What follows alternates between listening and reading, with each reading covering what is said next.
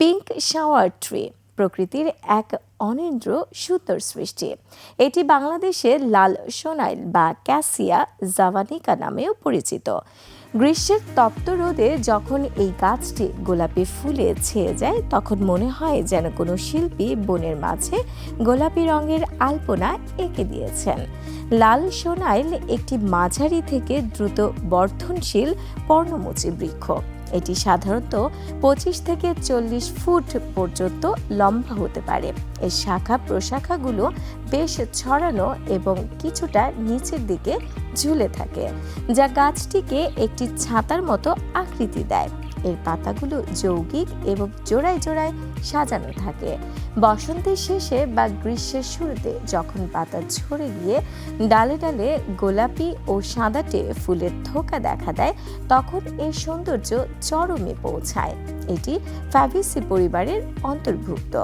বিশ্বজুড়ে এর কয়েকটি উপপ্রজাতি দেখা যায়, যেমন ক্যাসিয়া জাভানিকা, এটি আমাদের পরিচিত লাল সোনাইল, যার আদি নিবাস ইন্দোনেশিয়া ও দক্ষিণ পূর্ব এশিয়া, অ্যাপেল ব্লসম শাওয়ার এবং রেইনবো শাওয়ার।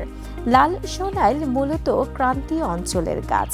দক্ষিণ পূর্ব এশিয়ার দেশসমূহ যেমন ইন্দোনেশিয়া, থাইল্যান্ড, মালয়েশিয়া এবং মিয়ানমারে এটি প্রচুর দেখা যায়। বাংলাদেশে পার্ক, উদ্যান এবং রাস্তার ধারে শোভাবর্ধনকারী বৃক্ষ হিসেবে এটি ব্যাপকভাবে রোপণ করা হয়। এটি প্রচুর সূর্যালোক পছন্দ করে এবং শুষ্ক মাটিতেও টিকে থাকতে পারে।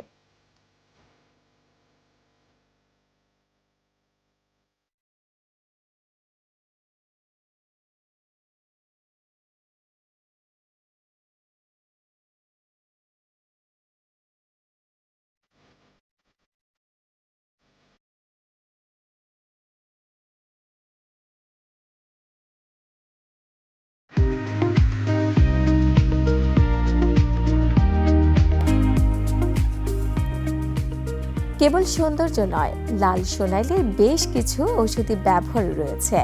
এর ফলের পঞ্চা মৃদু রেচক হিসেবে কাজ করে, যা কোষ্ঠকাঠিন্য দূর করতে সাহায্য করে। এর পাতার রস বা বাটা মিশ্রণ দাঁত বা চর্মরোগের চিকিৎসায় ব্যবহৃত হয়। এর শিকড় ও ছালের নির্যাস ঐতিহ্যগত চিকিৎসায় জ্বর এবং প্রস্রাবের সংক্রমণ নিরাময়ে ব্যবহার করা হয়। এর পাতা পিষে ক্ষতস্থানে লাগালে দ্রুত উপশম পাওয়া যায় বলে প্রচলিত রয়েছে। লাল সোনাইল বা পিঙ্ক শাওয়ার ট্রি আমাদের পরিবেশের ভারসাম্য রক্ষার পাশাপাশি যান্ত্রিক শহরে এক টুকরো স্নিগ্ধতা বিলিয়ে দেয়। এর সঠিক যত্ন ও সংরক্ষণ আমাদের প্রাকৃতিক বৈচিত্র্যকে আরও সমৃদ্ধ করবে।